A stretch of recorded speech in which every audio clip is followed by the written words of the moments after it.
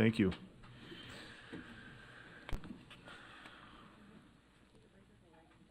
Do we have ULEAD here with us?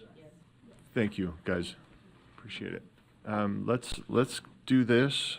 We're going to go to yesterday's. We're going to finish up yesterday's items, and we're going to invite Megan, I don't know her last name, Everett, thank you, to join us and talk about ULEAD. I believe this is a quarterly report. That's right. So.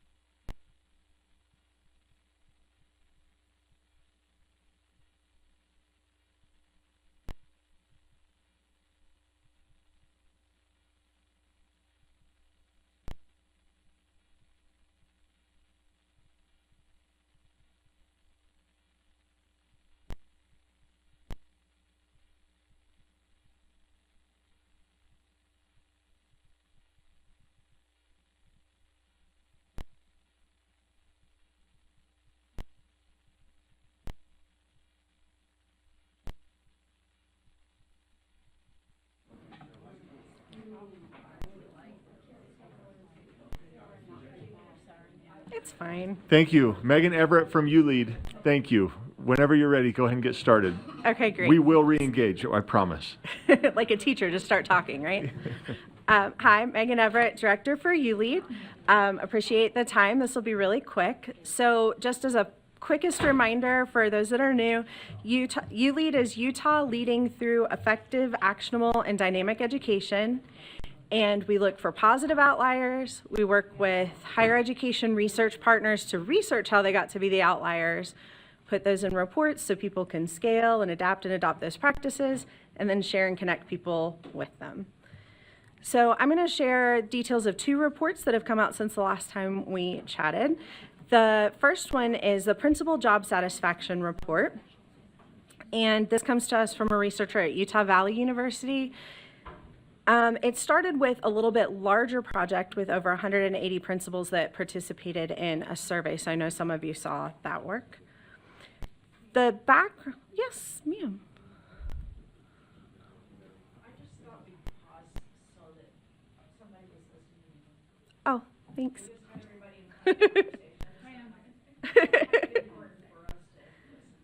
Thank you. Thanks. So in our reports, we include some broader research that kind of tells the landscape of what the topic is. So principal job satisfaction is really important when we think about leadership being second only to classroom instruction in the school-related factors that contribute to success at school. First being teachers, obviously. And then also when we think about people with higher job satisfaction, tend to stay in their roles, right? We reduce turnover, and principal turnover can negatively impact student achievement, teacher retention, school climate, a variety of things. So that's why this topic was really important to this researcher. So we started off with a survey. We had about a 20% response rate, which is great. They worked with the principal associations to share that. Over 180 principals responded to one of the most widely used burnout surveys out there. And the good news is, and we have this report sitting on our website, Utah principals tend to be more satisfied than not, which is great. They also tend to be more satisfied than the norm group, which is great. But there are places where there could be improvement, obviously. And also we want to think about, well, what's going well so that we can double down on that effort. So that's where this IPR comes in. We looked at, for those identifying those outliers, we looked at who is the least burnt out or the most satisfied. Also, that initial survey was anonymous, so they had to opt in and commit to an interview, obviously. In the areas of work life, so these are the 6 areas that go along with that job satisfaction burnout survey. These are the 6 areas that most affect job satisfaction, and so these were the areas that were asked about in their interviews. So in the area of workload, principals told us they really like the ability to build capacity with their staff, have clearly defined roles, such as between a principal and an assistant principal, and then be able to delegate responsibility. It helped them when they could prioritize time to be in classrooms because that brought them a lot of joy and connection. And then they also liked being able to leverage support and experience, that of their supervisors when they themselves had been principals, and then also their own experience in the role. The longer they stayed there, they felt like, oh, I know this comes up every time of year.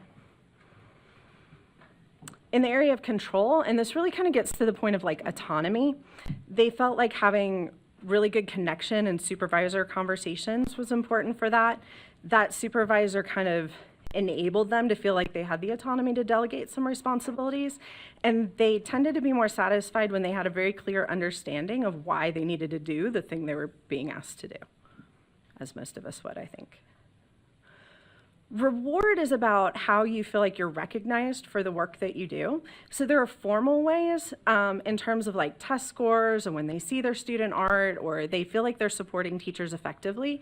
There are a lot more informal ways where like people tell them good job or they smile at them in the grocery store and those kinds of things. And they found a lot of intrinsic value to their jobs. One point on reward though is that they didn't feel like there were a lot of formal opportunities where they were necessarily recognized within their LEAs. Building a sense of community contributes to your job satisfaction.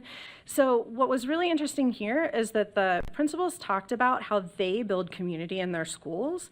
They didn't talk a whole lot about how people build community with or for them.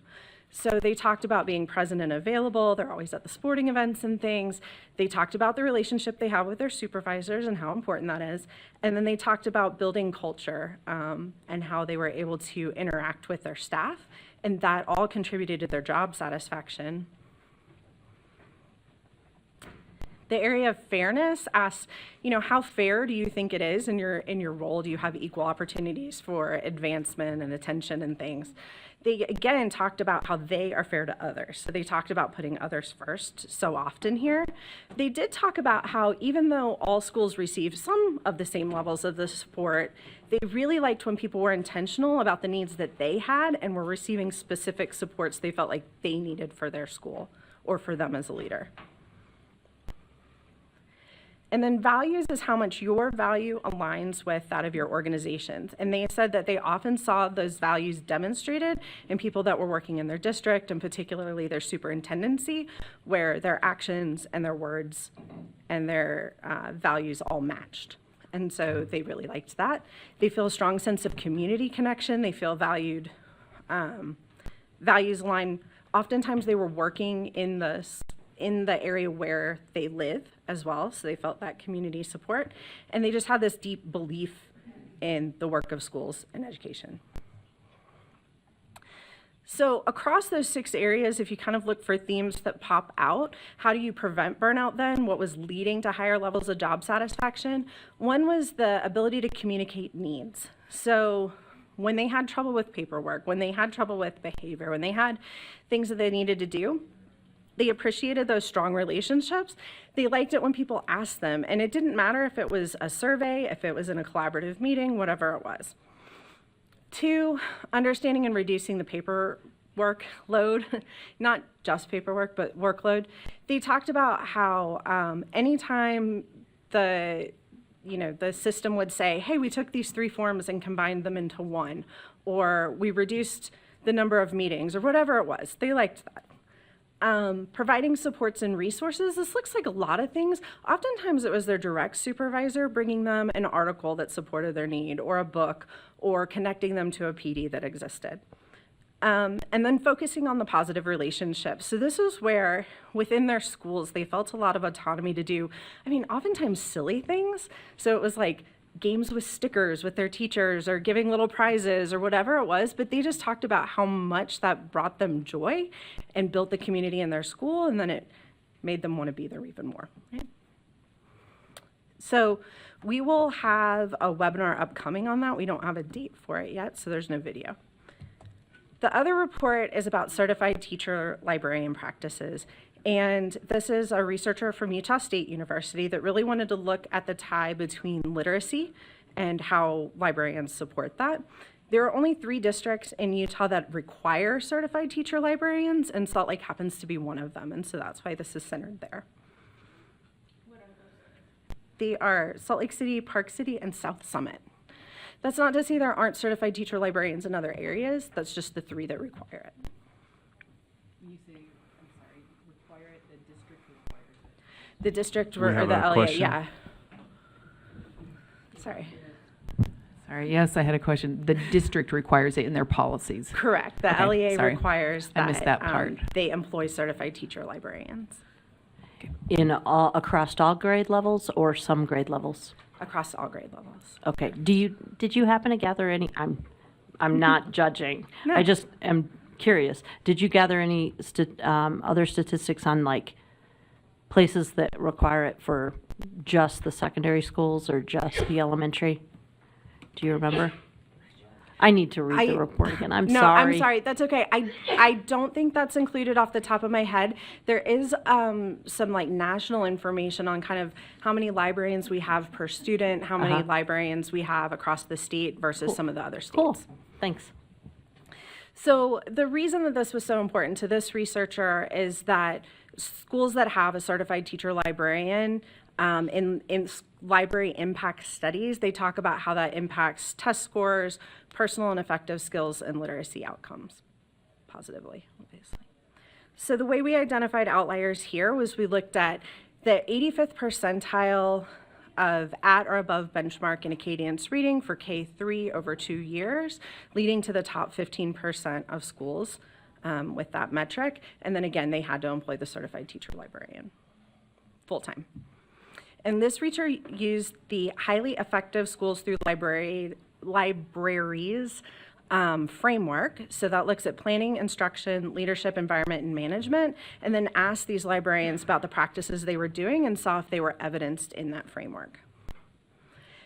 And this is just a big picture look. There's a lot more in the report about details, but the biggest thing that these librarians were focused on, we asked their principals, teachers, and the librarians themselves, was instruction, and specifically within instruction collaborative relationships, where they're supporting what those teachers are doing in literacy in their classroom. So they're pulling books that go along with it, they're teaching similar research skills, anything to support that classroom teacher.